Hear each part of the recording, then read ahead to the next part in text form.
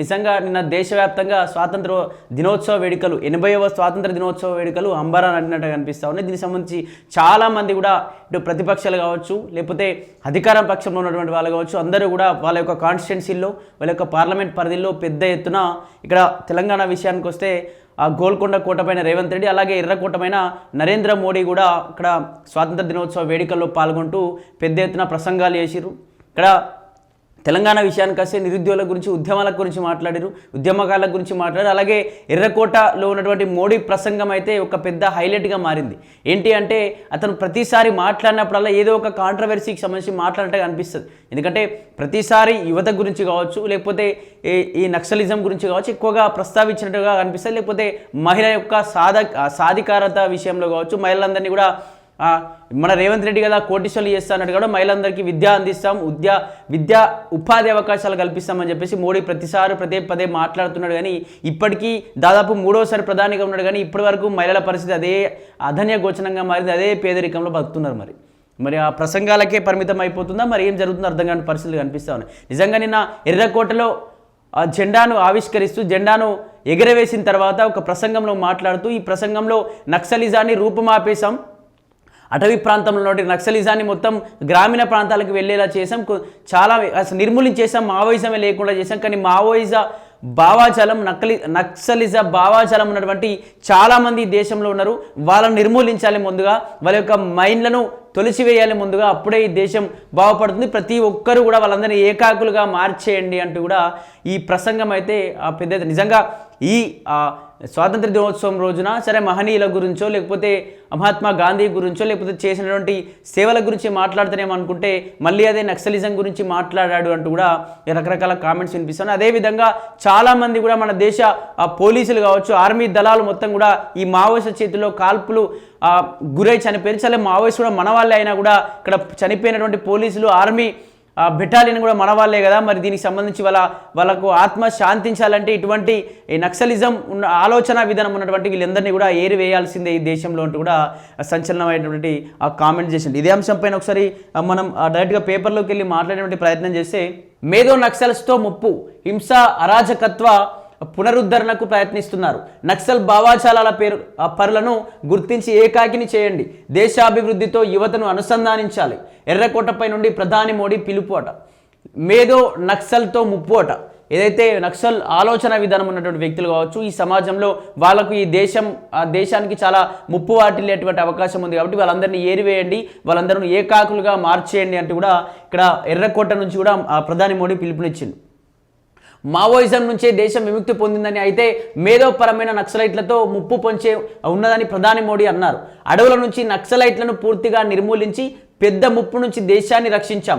కానీ ఈ భావాజాలపరులైనటువంటి నక్సలైట్లు వారికి అనుకూలమైన సమయం కోసం ఎదురు చూస్తున్నారు. ఈ సమాజాన్ని తప్పుదోవ పట్టించడానికి, హింస అరాజకత్వాన్ని పునరుద్ధరించడానికి వాళ్ళు ఛాయాశక్తులా ప్రయత్నిస్తున్నారు.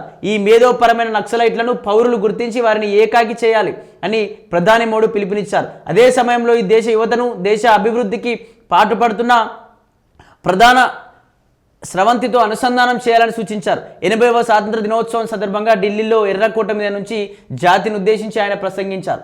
రైట్, ఇతను ప్రసంగించినటువంటి ప్రసంగంలో ఈ దేశంలో నిజంగా మావోయిజాన్ని మొత్తం కూడా అడవుల నుంచి తరలించేసాం, మావోయిజాన్ని మొత్తం రూపుమాపేశాం. కానీ ఆ మావోయిజం కావచ్చు, ఈ నక్సలిజం భావాజాలం ఉన్నటువంటి వ్యక్తులను కూడా మనం ఖచ్చితంగా ఏరివేయాల్సిన పరిస్థితి ఉంది. వీళ్ళు సరైన సమయం కోసం ఎదురు చూస్తున్నారట. ఈ సరైన సమయం వస్తే దేశాన్ని కూడా విచ్ఛిన్నం చేసే విధంగా ఈ శక్తులన్నీ ఏకంగా పోతూ ఉన్నాయి. కాబట్టి ముందుగా వాళ్ళందరినీ ఏరివేసేటువంటి ప్రక్రియ మనం ఎంచుకోవాలి. ముందుగా వాళ్ళందరినీ కూడా ఈ దేశానికి అనుసంధానం చేయాలి. అదేవిధంగా వీళ్ళు ఏదైతే సమయం కోసం ఎదురు చూస్తున్నారో ఆ సమయం వచ్చే వరకే వీళ్ళను ఏకాకిని చేసేయాలి అంటూ కూడా ప్రధాని మాట్లాడినట్టుగా తెలుస్తోంది. మావోయిజం నుంచి దేశం విముక్తి పొందిందని, అయితే మేధోపరమైన నక్సలైట్లతో ముప్పు పొంచే ఉన్నదని ప్రధాని మోడీ అన్నారు.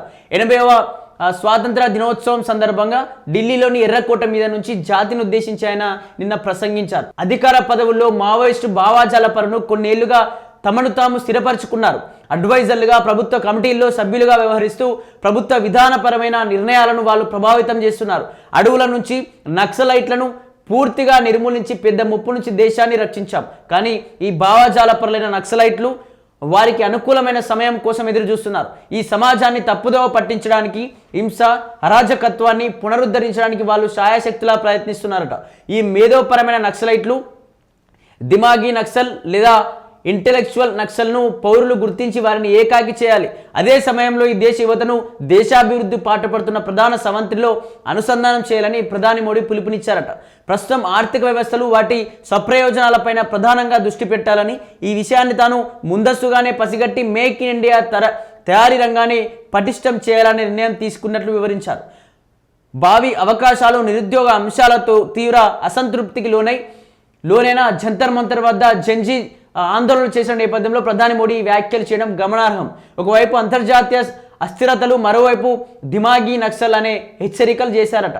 దీనికి సంబంధించి ప్రధాని మోడీ ఎర్రకోటలో ప్రసంగిస్తూ మావోయిజం అనేటువంటి పదాన్ని ఎక్కువగా ఉచ్చరిస్తూ మాట్లాడినట. దీనికి సంబంధించి మావోయిజంలో ఉన్నటువంటి మావోయిజాన్ని మొత్తం కూడా రూపుమాపేశాం, అంతా సుశాంతిగా ఉంది. అలాగే దీనికి సంబంధించి ఆ మావోయిజం ప్రాంతాలు ఏవైతే ఉన్నాయో ఆ మా నక్సలిజం వల్ల అసలు చాలా ప్రాంతాలు డెవలప్ కాలేదు, అసలు అభివృద్ధిని నోచుకోలేదు. అవన్నీ మొత్తం మారుమూల ప్రాంతాలుగా అసలు ఎవరు అసలు ఈ దేశంలో ఉన్నటువంటి ప్రాంతాలు అన్నట్టుగా మారిపోయాయి. అక్కడ మేము తిరంగా జెండాను ఎగిరేసాం, అక్కడ జాతీయ జెండాను వాళ్ళకి పరిచయం చేసాం, అక్కడ ర్యాలీలు చేసాం.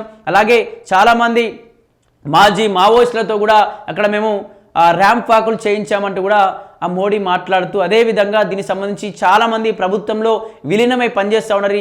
ఈ మావోయిజం లేకపోతే నక్సలిజం భావాజాలం ఉన్నటువంటి వ్యక్తులు చాలామంది ప్రభుత్వంలో ఏదో ఒక అధికారులుగా పనిచేస్తూ ఉన్నారు. వీళ్ళు ఆ ప్రభుత్వంతో అనుసంధానమై ఉండడం వల్ల కూడా వీళ్ళ యొక్క ఆలోచనలు కూడా డైరెక్ట్ ప్రజల్లోకి జొప్పించేటువంటి ప్రయత్నం చేస్తూ ఉన్నారు. కాబట్టి ముందుగా వీళ్ళను అక్కడ అవాయిడ్ చేయాలి అంటూ కూడా ప్రధాని మాట్లాడుతూ, అదేవిధంగా జెన్జీకి సంబంధించి పెద్ద ఎత్తున మన ఉద్యమం జరిగింది. ఆ ఉద్యమం జరిగినప్పటి నుంచి ఇటువంటి వ్యాఖ్యలు చేయడం, మళ్ళీ మోడీ ఇదేంటి అసలు మళ్ళీ ఏం చేయబోతున్నారు అంటూ కూడా ఎవరికి అర్థం కానటువంటి పరిస్థితులు అయితే కనిపిస్తున్నాయట. సప్తధార సంస్కరణల చిట్ట ప్రధాని తన ప్రసంగంలో ఎక్కువసేపు ఆర్థిక సంస్కరణల ప్రకటనలకి కేటాయించారట.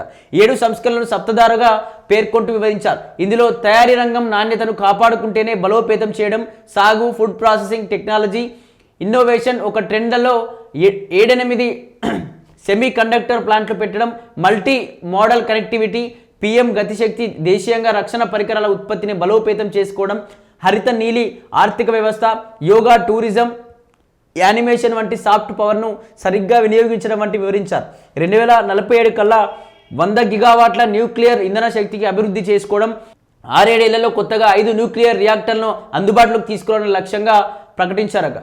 ఆకట్టుకున్న ప్రధాని వేషాధరణ ప్రధాని మోడీ వేషాధరణ ఆకట్టుకుంది. జాతీయ జెండా రంగులను పోలిన వర్ణాలను డ్రెస్ ధరించారు.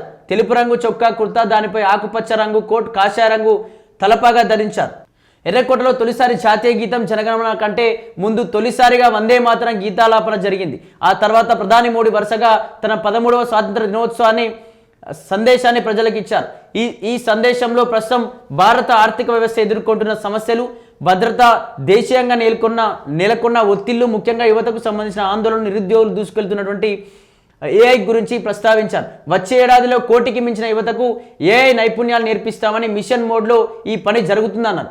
అనేక కాంపిటేటివ్ పరీక్షలకు ప్రిపేర్ అవుతున్న విద్యార్థులకు డిజిటల్ పబ్లిక్ ఇన్ఫ్రాస్ట్రక్చర్ ఉపయోగించి ఉచిత ఆన్లైన్ కోచింగ్లు అందిస్తామని వివరించారు. 2036 ఒలింపిక్స్ గేమ్స్ కోసం 5 ఏళ్ల నుంచి 15 ఏళ్ల వయస్సున్న పిల్లల కోసం టాలెంట్ హంట్ జరుగుతుందని తెలిపారట.